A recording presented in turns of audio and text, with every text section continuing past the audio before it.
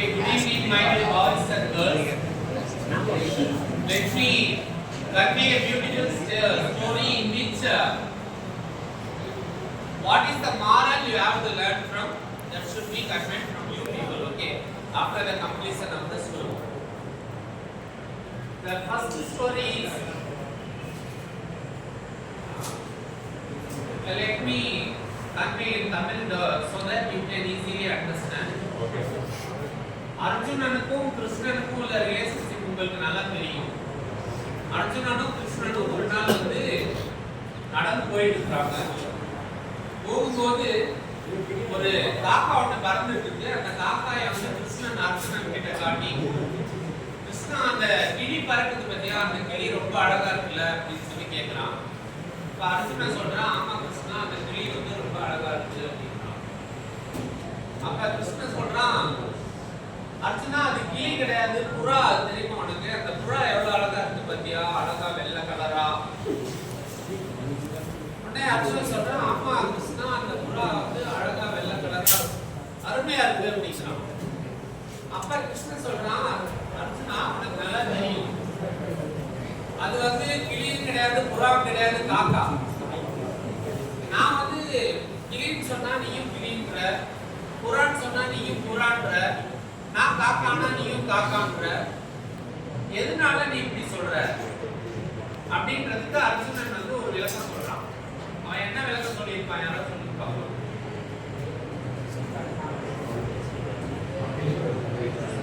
அவன் எதுக்காக அந்த மாதிரி சொல்லியிருப்பான், யாரோ சொல்லியிருப்பாங்க?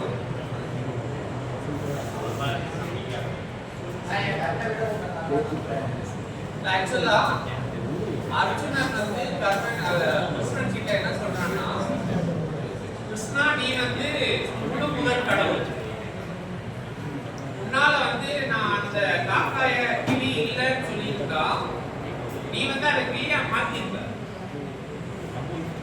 நான் அந்த காக்காய புறா இல்லைன்னு சொல்லியிருந்தா நீ அந்த புறாவை மாத்திருக்க. சோ எதுவா வேணாலும் மாற்றக்கூடிய சக்தி உனக்கு இருக்கும்போது உன்னோட சக்திக்கு எதிராக நான் பேசுறதுக்கான தகுதி எனக்கு கிடையாது. இதுல இருந்து நமக்கு என்ன தெரியுது அப்படின்னா, நிறைய இடத்துல நம்ம ஆர்குமெண்ட்ஸ் போவோம், நம்மளோட பெரிய ஆளுகளுக்கு இந்த ஆர்குமெண்ட்ஸ் போவோம். நிச்சயமாவே நமக்கு தெரியும் நம்ம பண்ணது தப்பு இல்லை அப்படிங்கிறது தெரியும். நம்ம சைடு எந்த தப்புமே இல்லைனாலும் அவங்க கிட்ட பேசினா நம்மளால ஜெயிக்க முடியாது அப்படின்னு தெரிஞ்சுச்சுன்னா நம்ம தேவையில்லாம தோக்குறதுக்காக போய் வாதிட்டு இருக்கக்கூடாது. யூ ஆர் ரைட் அப்படின்னு போயிருக்கும். நீங்க வந்து படிச்சு முடிச்சுட்டு எங்கேயாவது வேலைக்கு போவீங்க, இல்லை சொந்தமா ஏதாவது பிசினஸ் பண்ணுவீங்க. அங்க வந்து நீங்க நிச்சயமா படிக்க வேண்டிய பாடம் என்னன்னு கேட்டீங்கன்னா, நம்மளோட வலிமையில் மிகுந்த ஆளுங்க கிட்ட நம்ம தர்க்கம் பண்ணா நம்ம நிச்சயமா தோத்து போயிருக்கோம்.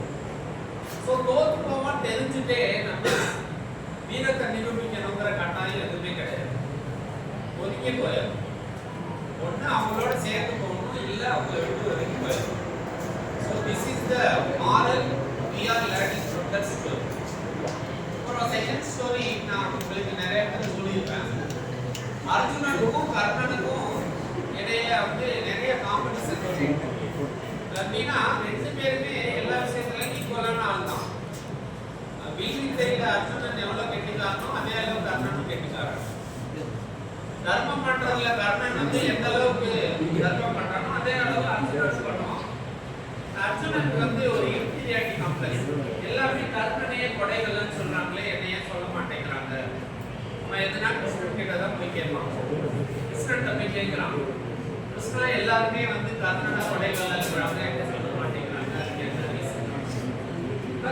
கிருஷ்ணா வந்து அர்ஜுனனை கூப்பிட்டு போறான். அவன் கூப்பிட்டு போயிட்டு அங்க ஒரு மலையை வந்து தங்கமா மாத்திடுறான் கம்ப்ளீட்டா.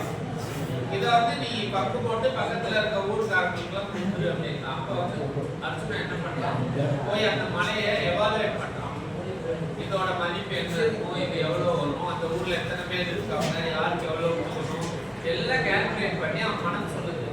இந்த மாதிரி தேவையில்லாம பிரச்சனை அதெல்லாம் வந்து அவனுக்கு கொடுக்க சொல்றான் அப்படின்னு சொல்லிட்டு அவன் மனசு நினைக்கிறான். ஆனா கொடுத்துறான், அவன் சொல்ற மாதிரியே பக்க வச்சு கொடுத்துறான். அதுக்கப்புறம் கர்ணனை வர சொல்றான். அதே மாதிரி இன்னொரு மலையை தங்கமா மாற்றி இன்னொரு கிராமத்துல எல்லாரும் ஷேர் பண்ணி கொடுக்க சொல்றான். உடனே கர்ணன் அங்க வர்றான். வந்துட்டு என்ன செய்யறான், அந்த ஊர் தலைவரை கூப்பிடுறான். கூப்பிட்டு அங்க இருக்க எல்லாரையும் வர சொல்லுங்க, உங்களுக்கு ஆளாளுக்கு எவ்வளவு தேவையோ வெட்டி எடுத்துட்டு போக சொல்லுங்கன்னு சொல்லிட்டு போயிட்டே இருக்கான்.